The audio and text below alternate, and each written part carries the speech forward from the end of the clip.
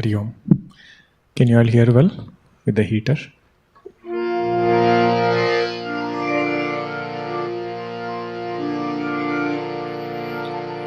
Yanmaya vashavarti vishwamakhilam brahmadideva sura yatsatva tamrushaiva bhati sakalam rajjau yatha hirbramaha यत्पादप्लवमेकमेव हि भवाम्बोधे स्थितिर्षावताम् वन्देऽहं तमशेषकारणपरं रामाख्यमीशं हरिम्। श्रीराम जय जय राम ओम श्रीराम जय जय राम ओम श्रीराम जय जय राम ओम श्रीराम जय जय राम ओम श्रीराम जय जय राम ओम श्रीराम जय जय राम ओम श्रीराम जय जय राम ओम श्रीराम जय जय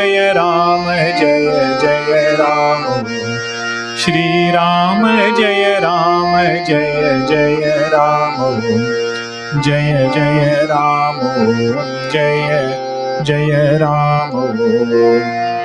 सियावर रामचंद्र की जय, सद्गुरुनाथ महाराज की जय।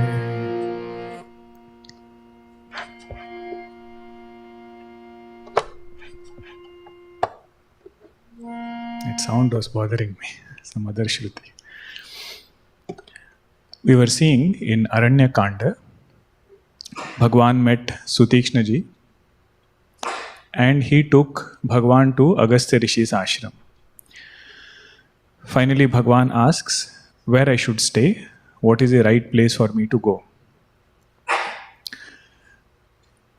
Agastya Rishi, he says, Bhagwan, there is a place called as Panchavati. Please go there because that has been cursed by a Rishi. Matanga Rishi's curse was there on this place Panchavati. And before Bhagwan came there, that place had everything. Mountains were there, rivers were there, flowers, everything was there. But something was missing. So Goswamiji will elaborate how that place came to life when Bhagwan started living in Panchavati. Now this Panchavati, we had seen it represented 5 trees. Another way to look at it is 5 different types of faith. In Kali Yuga, one of the most difficult thing to have is Shraddha, faith. As though that one sadhana chatushtaya is cursed. Means everything else will be there except faith. And Bhagwan's grace and blessings brings that faith in the life of a seeker. Now, what are the 5 different types of faith? The first one is faith in our goal. Faith in our goal, which for a seeker is existence of God.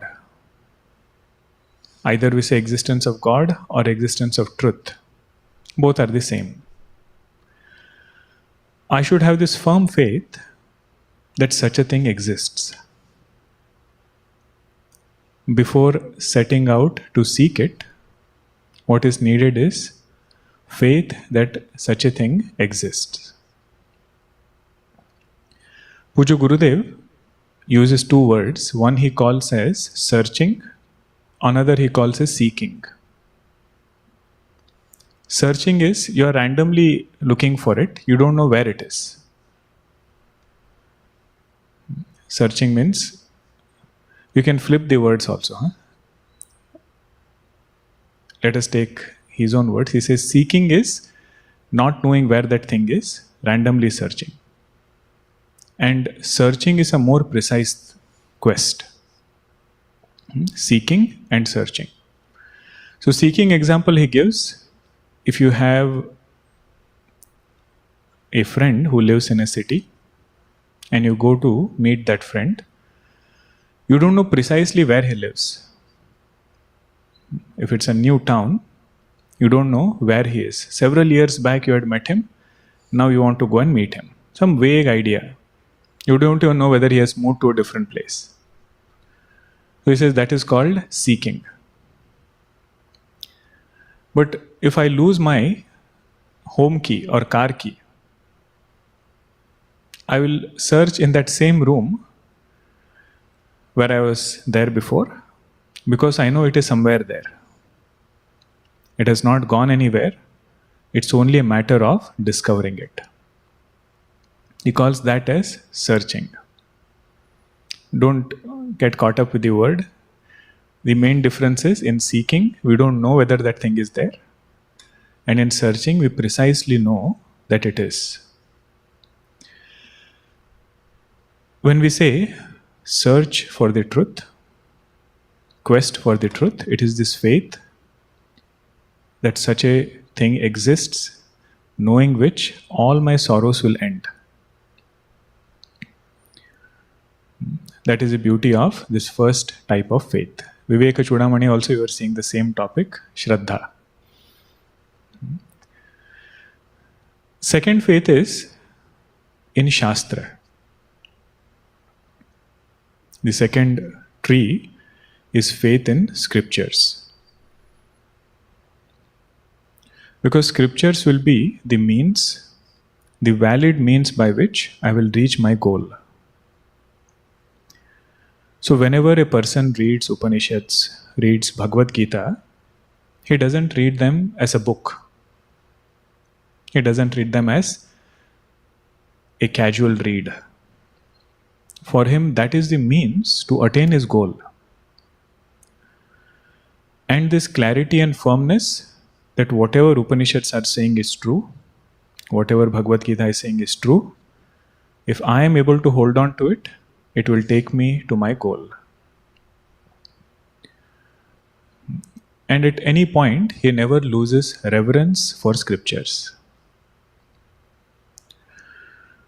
In research also, if you make some statement, first question they will ask is, where did you find it? If you make certain quotations, percentage, something you say, this much percentage of people are suffering from this disease. Now the first question is, where did you get that? Some authentic source should be there. So for this sadhaka who has pramana buddhi, firm faith in scriptures, whatever he listens, whatever he thinks, his first question is, where in scriptures is such a thing mentioned?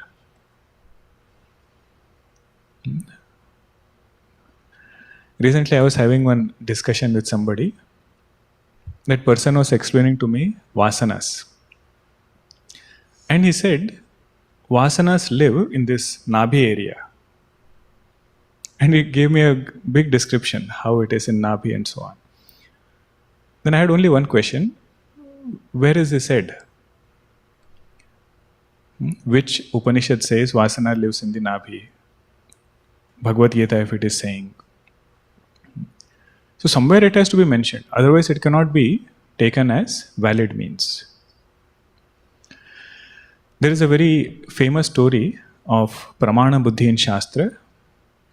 We have to get inspired by those Mahatmas. We all know that in Vedas there is Purva Mimamsa and Uttar Mimamsa. Ritualistic portion and Vedanta portion. One of the great scholar of Purva Mimamsa is Kumarila Bhatta. Kumarila Bhattji, with whom Bhagwan Shankaracharya debates while he was sitting on that pyre burning himself. But why did he sit on that fire? That too sand fire, not conflagration of fire. Slowly it will heat up. That was his prayaschitta. It is said he went to Nalanda University to study Buddhism and to refute what Buddhism is saying about validity of Shastra. So he was not allowed direct entry, so he went in disguise. Disguise as a Buddhist, he went to study. And he was sitting with all the students there. And the professor must have come. Professor's name was Dharmakirti. He was also a great acharya. He came and he started criticizing Shastra. It is not valid means of knowledge. And Kumarlila Bhattji, in that disguise, starts weeping. Because his Pramana Buddhi is such, he cannot hear one word against scriptures. And that's how he gets caught. So other people know that he is not from our school of thought. But the main point is, every word in Shastra should become valid means of knowledge. Anything we are thinking also, our thought should be, where in scriptures such a thing is said. That is the second tree. First tree was faith in the existence of truth. Existence of God, such a thing exists.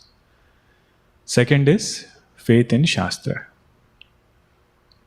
Third is faith in Guru. Because the way we will get connected with Shastra and Bhagwan is through Guru. That is the third tree. Exalted expressions.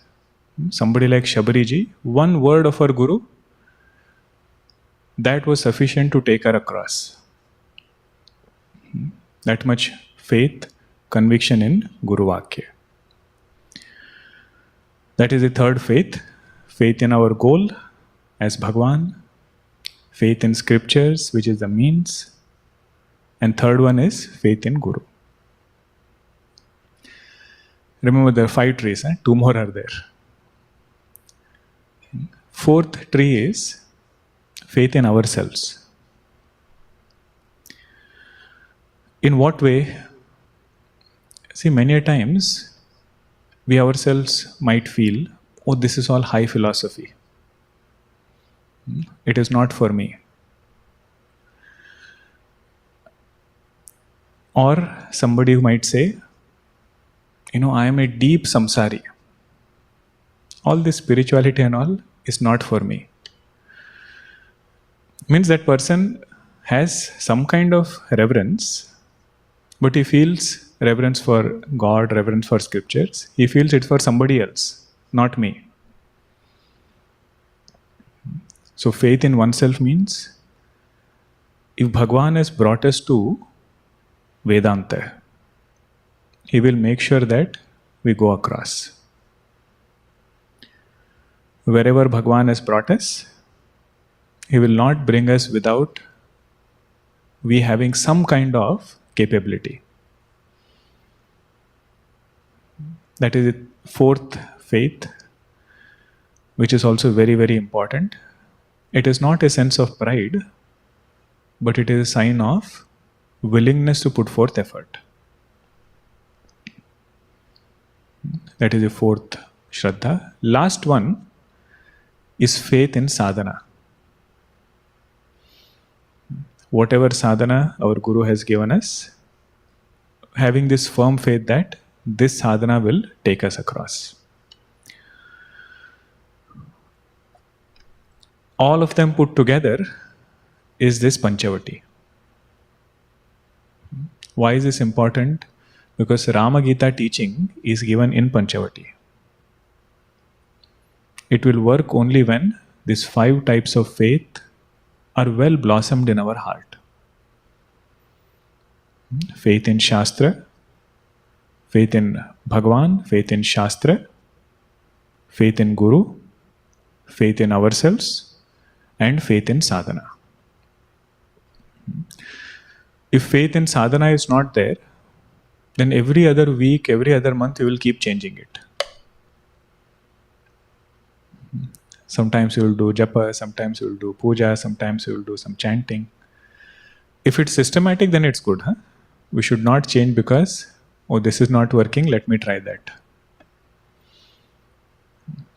And sometimes if it is simple sadhana, feeling that this is too simple. That is the beauty of this Panchavati. Now, in this Panchavati comes this beautiful prasanga of Rama Gita. There are several teachings, several Gitas in Ramacharitmanas itself. What we have seen before, few of them are Shiva Gita. We saw Lord Shiva and Parvati Ji. Then we saw Lakshmana Gita between Lakshman Ji and Nishad Raj. This one is Sri Rama Gita. Dialogue between Bhagwan Rama and Lakshman Ji. In Ramacharitmanas, Bhagwan gives advice as a guru very few times. One he gives to Shabari Ji, Navadha Bhakti. Second one he gives to all Ayodhya Vasis, called as Purajana Gita. And the third one is to Lakshman Ji, called Rama Gita. Only 3 places. Primarily as Guru. Otherwise he tells so many things to several people. But clear teaching he gives to these 3. Just like Bhagwan Krishna, although Srimad Bhagavatam is so vast, his primary disciples are very few. Arjuna, Bhagavad Gita, Uddhava Gita, and Gopis. Semanta Panchaka, he gives them direct Upadesha. So that is the importance of Rama Gita, that it is one of the few teachings that Bhagwan gives an entire Ramacharitmanas. Here it is to Lakshman Ji. Now Puja Guruji gave a very beautiful introduction to Rama Gita. He says there are 3 types of students. One student is who never accepts he has a problem. Even if he has a problem, he is so proud that he will never accept, I have a problem. If he never accepts he has a problem, he will never seek solution also. So somebody like Ravana. So many people try to tell him, this one thing you change, give Sita Ji back. Bhagwan is willing to give so many things to you, that one thing. But his mind was so firm, not willing to listen to anybody. That is first type of student. Has a problem, doesn't accept. Second type of student is, gets into a problem, quickly accepts. And immediately seeks a solution, comes out of it. That is somebody like Arjuna.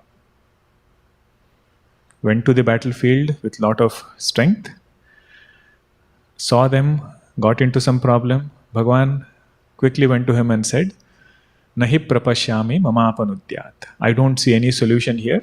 Shishyasteham shadimam tvam prapannam. I am your disciple. Please guide me what is good for me.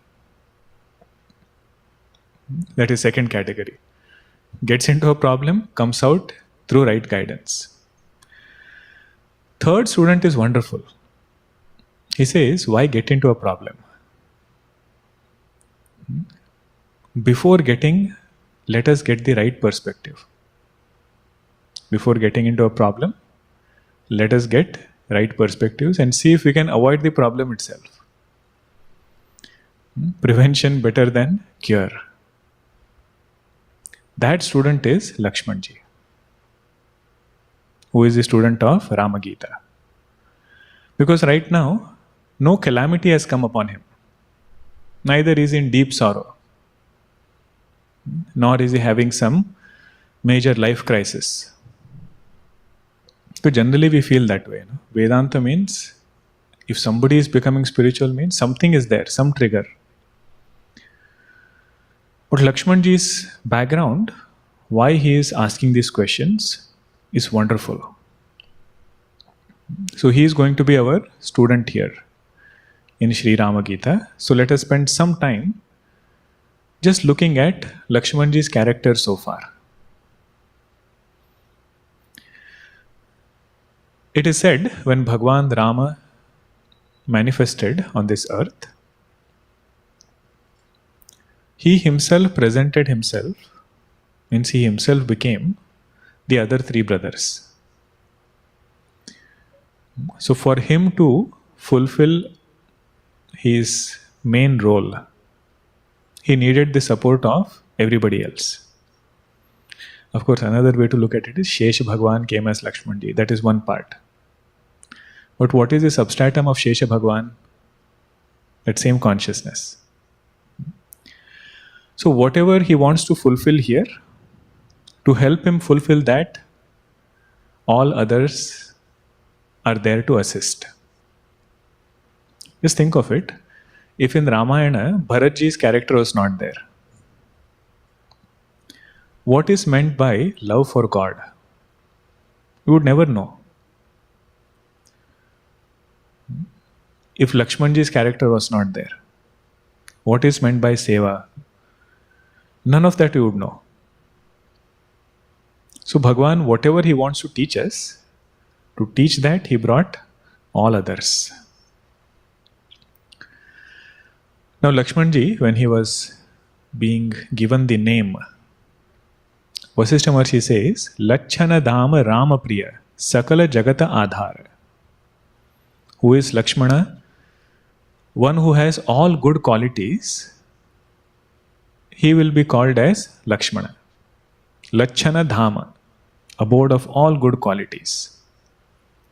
That is one introduction given of Lakshmanji, one who has good qualities.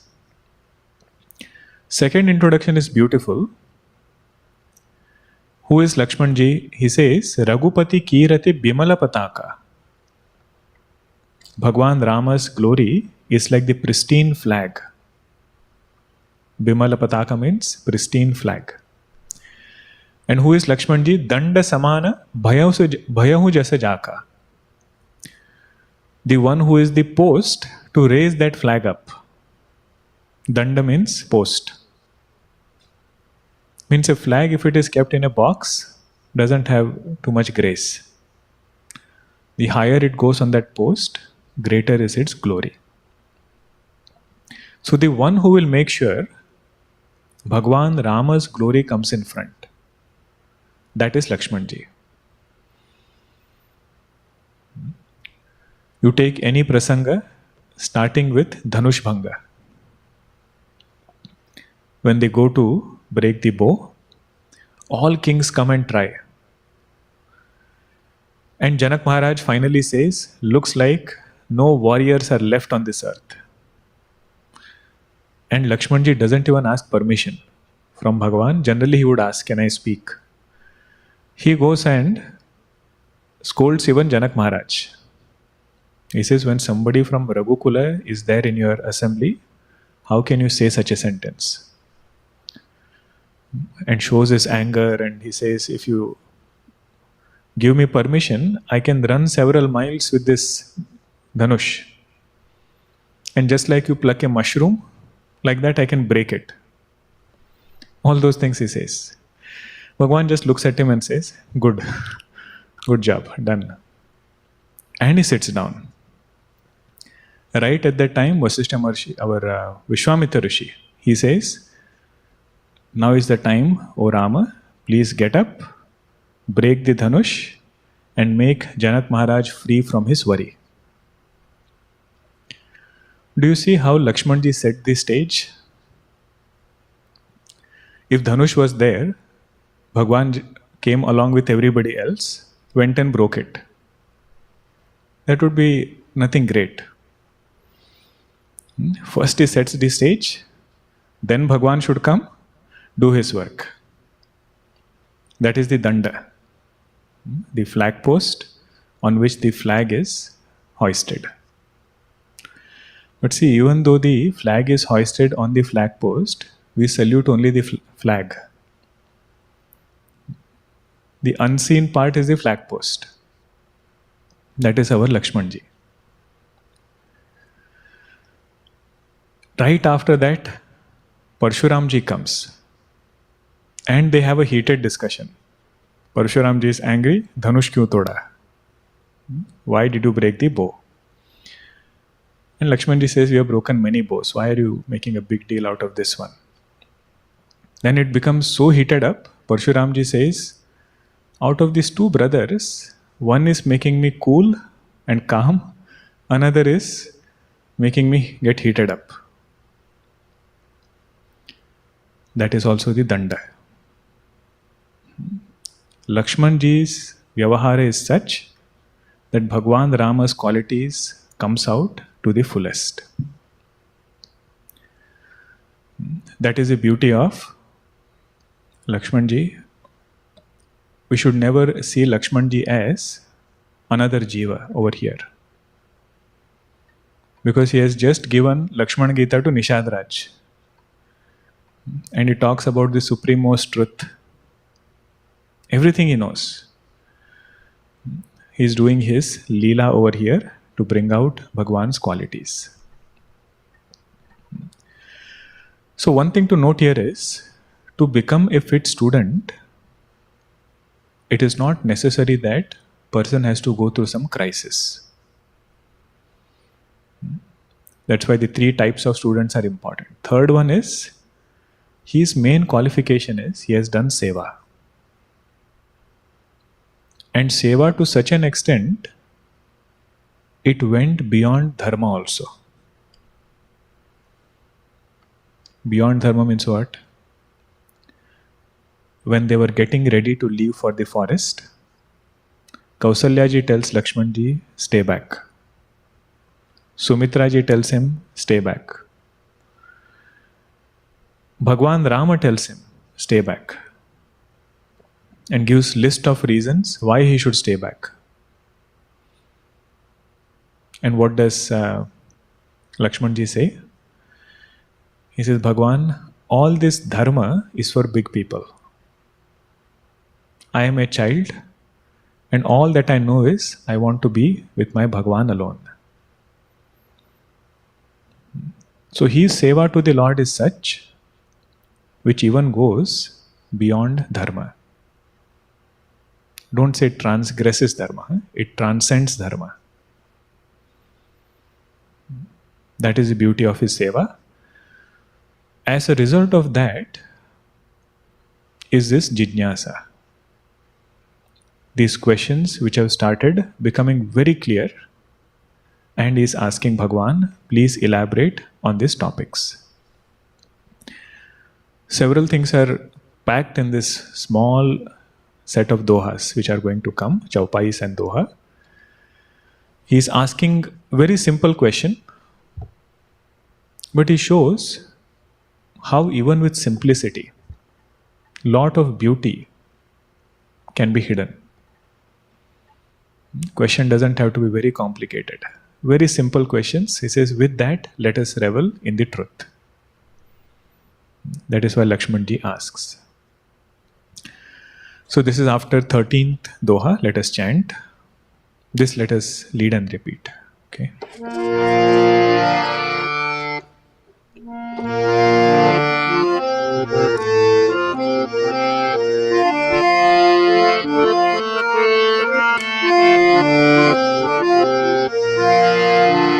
जब ते राम कीन्ह तह पासा, जब ते राम कीन्ह तह पासा, सुखी भये मुनि बीती त्रासा, सुखी भये मुनि। गिरि बन नदी ताल छवि छाये, ताल छवि छाये, दिन दिन प्रति अति होहि सुहाये, दिन दिन प्रति अति होहि। खग मृग वृंद अनंदित रहहि,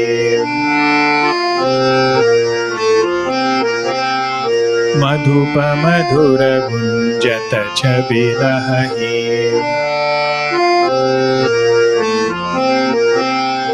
सोबन बरनि न सकहि राजा,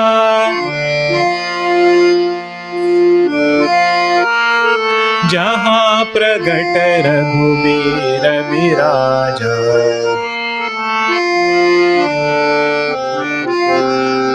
एक बार प्रभु सुख आसीना।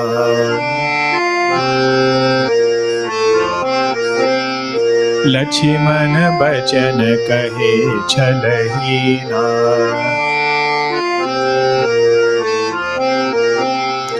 सुर नर मुनि सचराचर साई।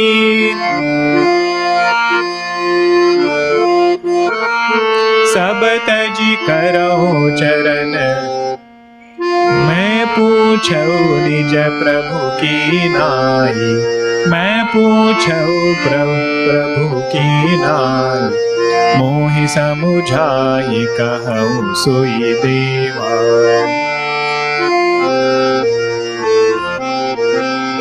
सब तजी करहु चरण रज सेवा।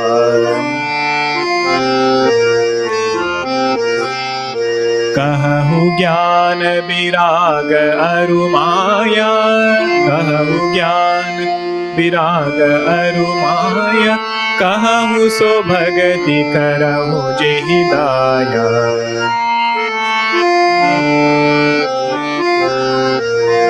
ईश्वर जीव भेद प्रभु।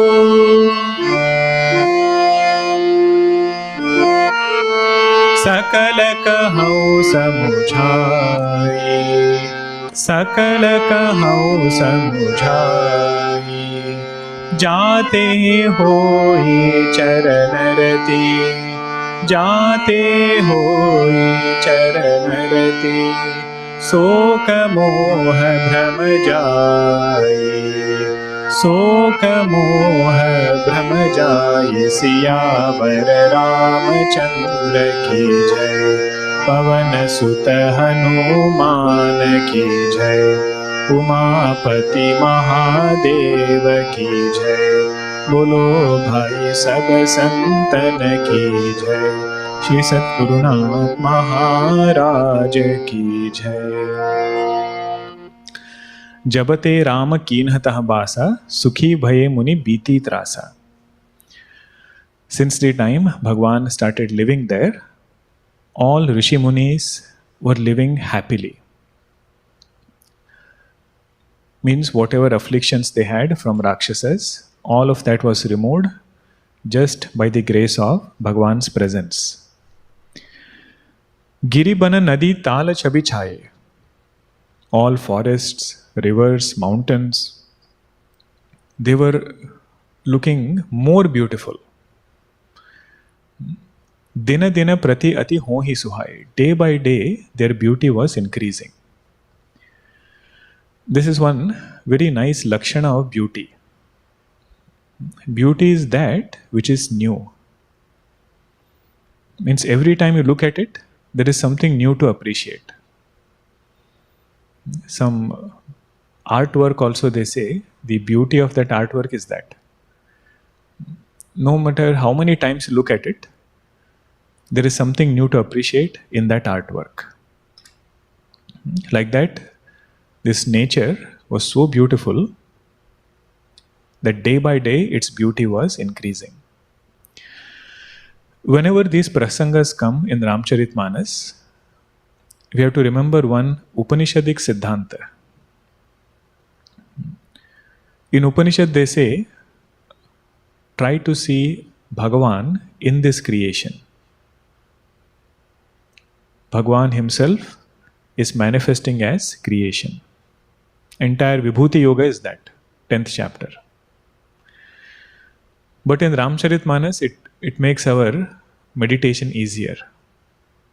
Ramacharitmanas says, see Bhagavan amidst creation.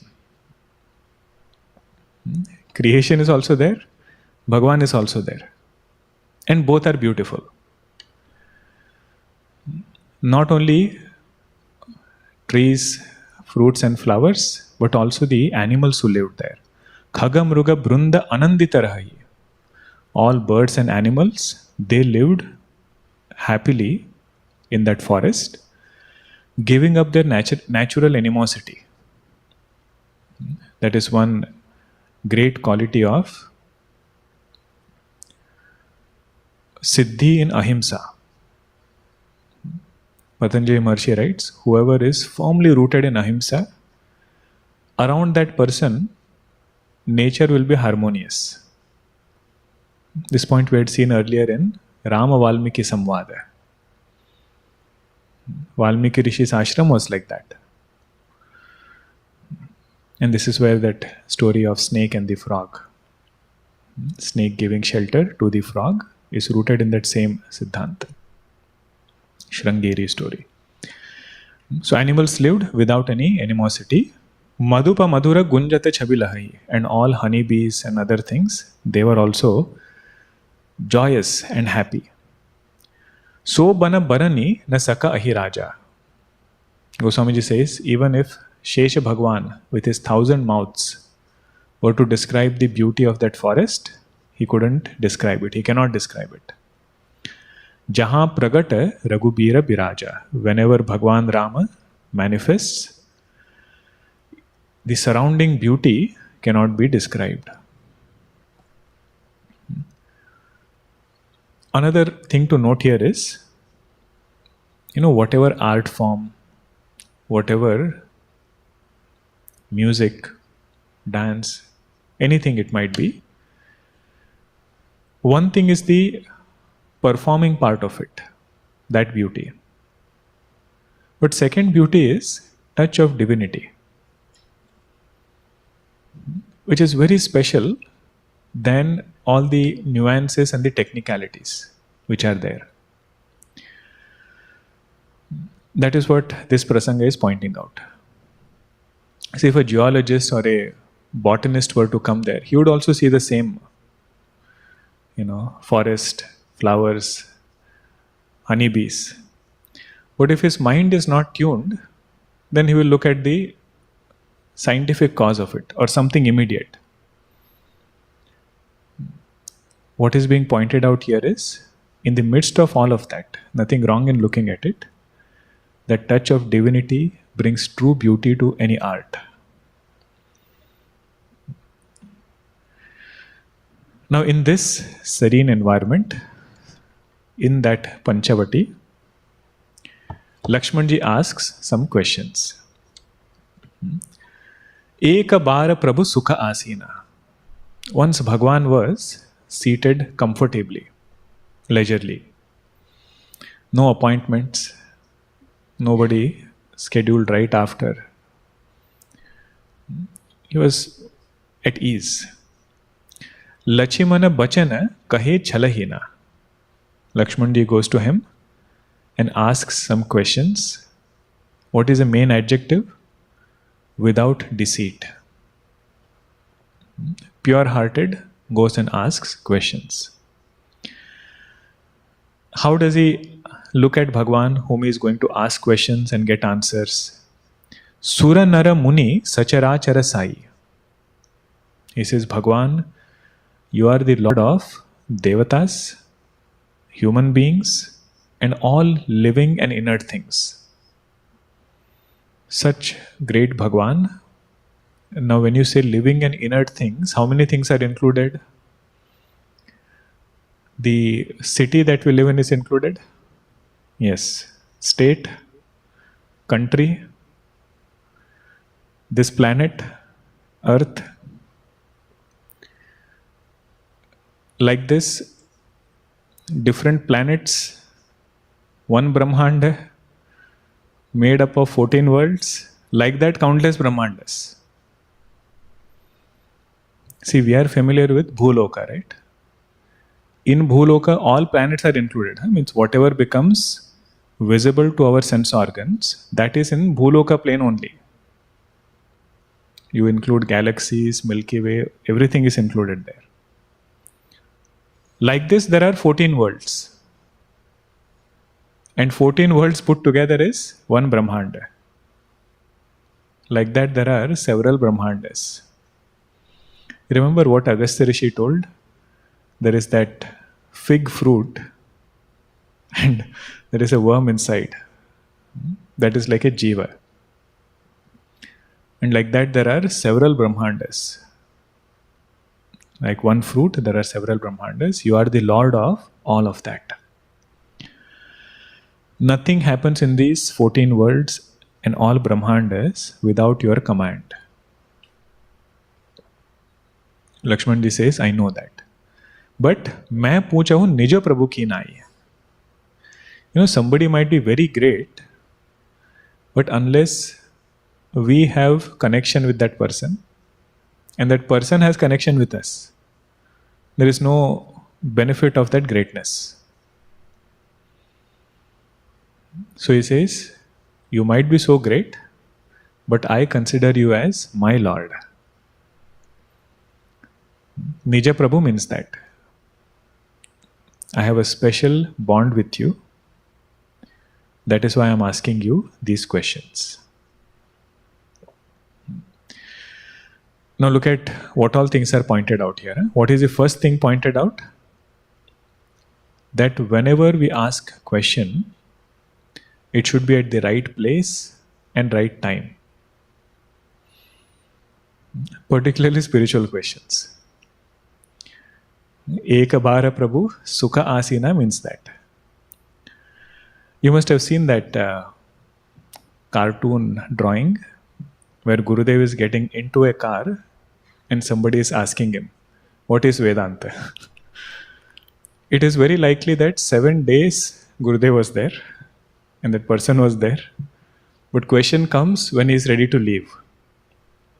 And his answer is also beautiful. Attach and detach. Attach to the higher, detach from the lower. But if somebody wants systematic knowledge and clarity, then the right question is that which is asked at the right time, in the right place, with time. No hurry. Then the second part was, whenever we ask a question, there should be no deceit in that question. Now, what could be the chala in a prashna? There could be many. One chala is, one deceit is, I have already made up my mind what is the answer. And I am just asking. This happens particularly with philosophical points. That it's possible that he already has made up his mind. That this is what I believe in. But he's asking just to see whether what answer he gets. That is one chala, considered as one chala.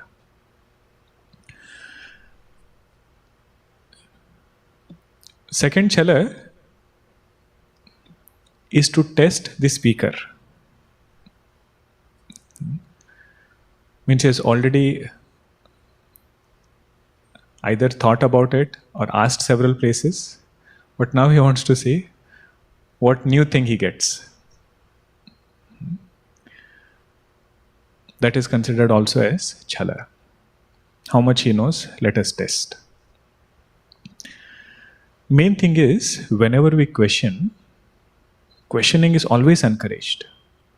But it is not with the spirit to deny that thing. Rather, it is with the attitude of clarifying it or trying to understand it better. See, if Upanishad makes a statement, world is unreal. Now, if using lot of logic and arguments, we establish world is real, that will be considered as one chala. Because Shastra said something, we had our own perspective, and we tried to question and refute it. Now, don't look at example of darshanikas refuting each other. They have gone way further in their own darshana, and then at that level they are clarifying things. For us as sadhakas, our prayer should be, Bhagwan, if I don't understand it right now, I'm okay. But may I not deny it, may I not lose faith in it. Shanti mantra we chant, right? Maham brahma nirakuryam, ma brahma nirakarot. May I not deny the truth, and may the truth not deny me. Means if we start with this understanding that whatever they are saying is wrong or impractical, no matter how many questions we make on top of it, it will not be chalahina. Means we will not benefit from that answer. On the other hand, if we say, Upanishad says, world is unreal, Brahman alone is real. But my convictions, my notions are telling me world is real. How are we to understand this? Then the answers given to that will make sense. Okay, this is the second part. Ekabara Prabhu Sukhasina represents first quality of a good question. Right place, right time. We should not be in hurry. Second is Lachimana Bachana Kahe Chalahina. No deceit in the question. And we should remember, they don't want us to have blind faith. They want us to question with faith, and they want us to do vichara also. First is Shraddha, after that comes vichara.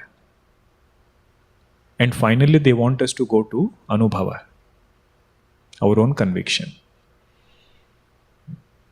But if I go with Chala, I will stop at the first step. Now look at the second line. Suranara Muni Sacharachara Sai. That part represents Mahatmya of Bhagavan. Mahatmya means greatness of the Lord. Unless we have feeling of greatness in Bhagavan's words, the impact that those words create will not be to the fullest extent. It might be words of Bhagavan Shankaracharya Ji, words of Bhagavan Ramana Maharshi Ji, any great saint you take, unless we have Mahatmya Buddhi there, whatever they are saying, the impact will not be fullest.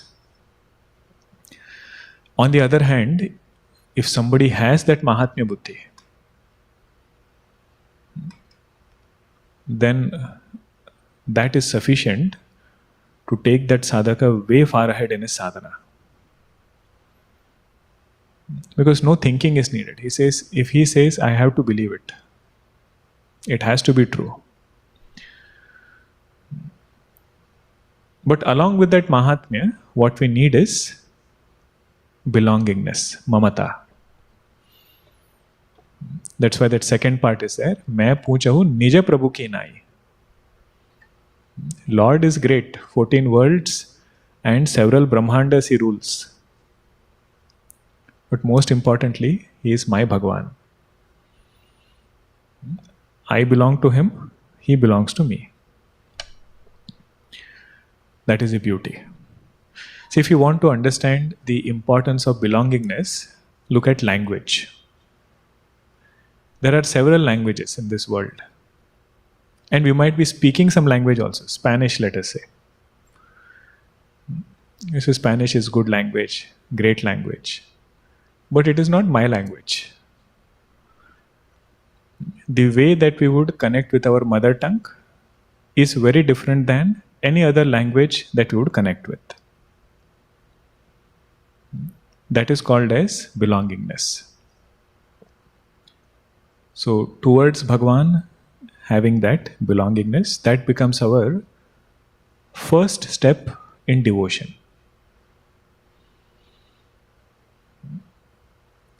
Emotions towards Bhagavan, love for Bhagavan, that comes little later.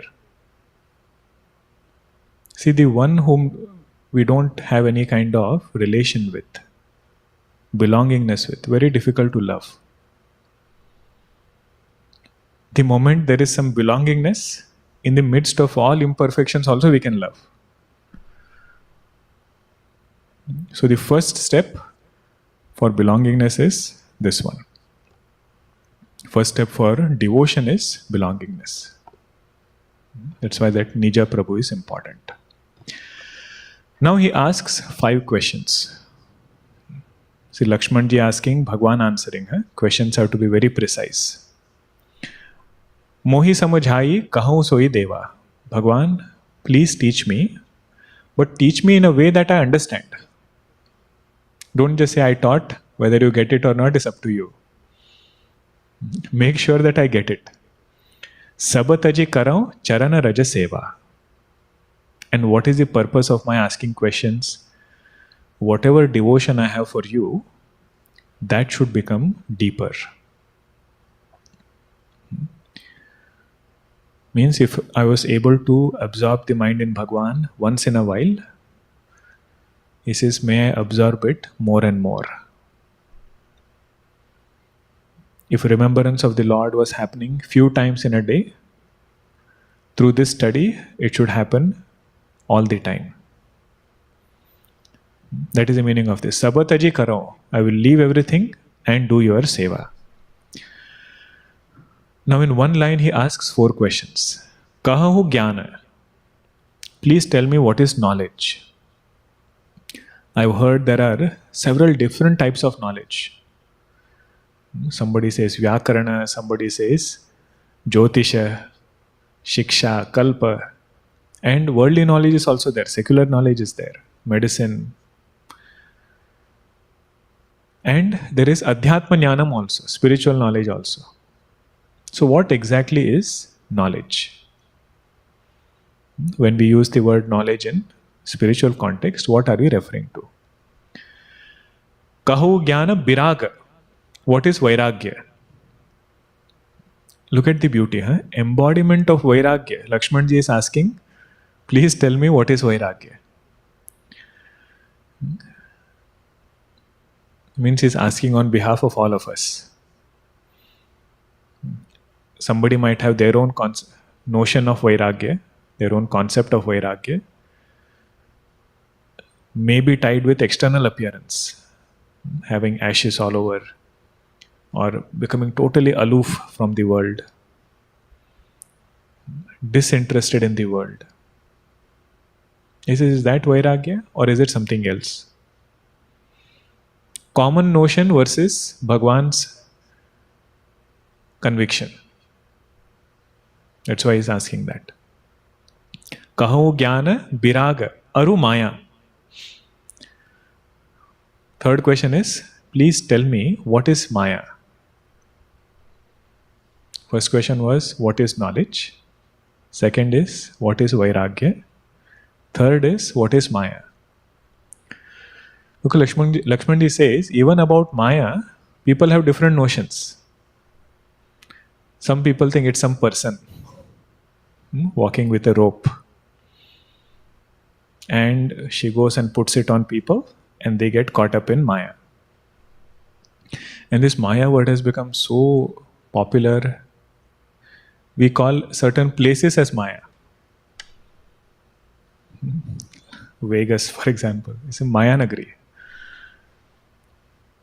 Or somebody says, if there is lot of samsara, so that they call as maya. So please tell me precisely, what is this maya? That is his third question. Fourth question is, Kahahu so bhagati karahu jehi daya. Fourth question in simple words is, what is devotion? What is bhakti? But he says, Bhagwan, don't give me too many options. This is also called as bhakti, that is also called as bhakti. Tell me that by which devotee gets your grace. Look at this clarity in question. Kahahu so bhagati karahu jehi daya. Daya means by on whom you shower your grace. Tell me that devotion by which I will become a recipient of your love. If that is not there, even if it might be called as devotion, I'm not too interested in it. So tell me that.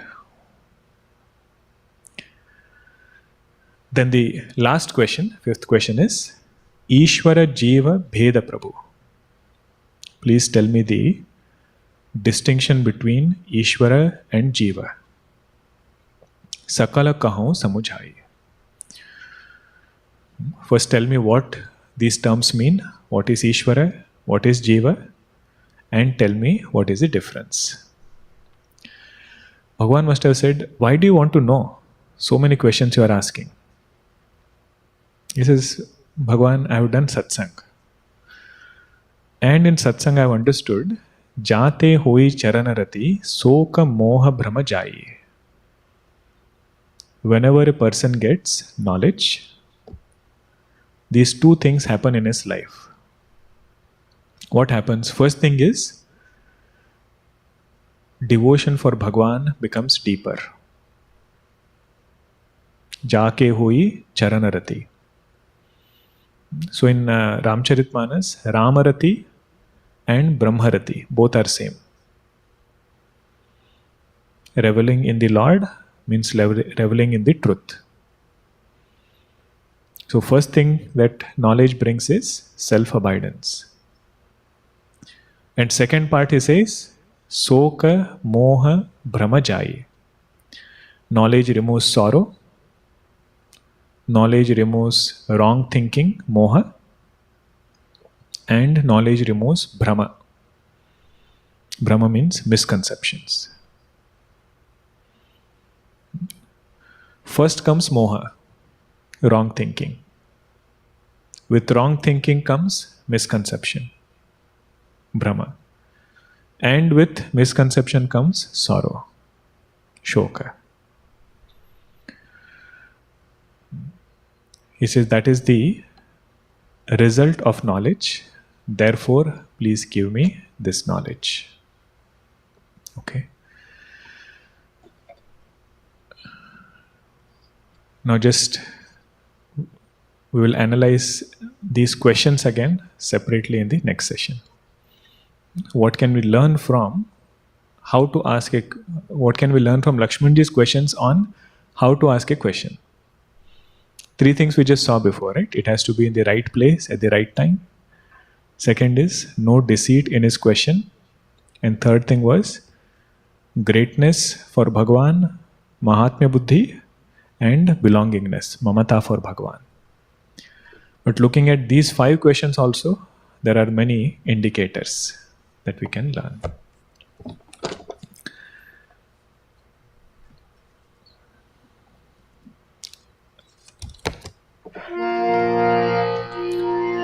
Aganita Gunagana Bhushan Rama, Ashrita Vatsala Jaya Jaya Rama, Ayodhyavasi Sita Rama, Apad Bandhava Jaya Jaya Rama, Dasharathanandana Shri Rama, Dashamukha Mardana Jaya Jaya Rama, Kausalya Sukhavardhana Rama, Kamita Phalada Jaya Jaya Rama, Papa Vimochana Shri Rama, Pattabhirama Jaya Jaya Rama, Janaki Vallabha Sita Rama, Jaya Raghu Rama, Jaya Sita Rama, Vanara Sevita Shri Rama, Varidhi Bandhana Jaya Jaya Rama, Hanumat Pujita Sita Rama, Shri Ram Jaya Ram, Jaya Jaya Rama, Raghupati Raghava Raja Rama,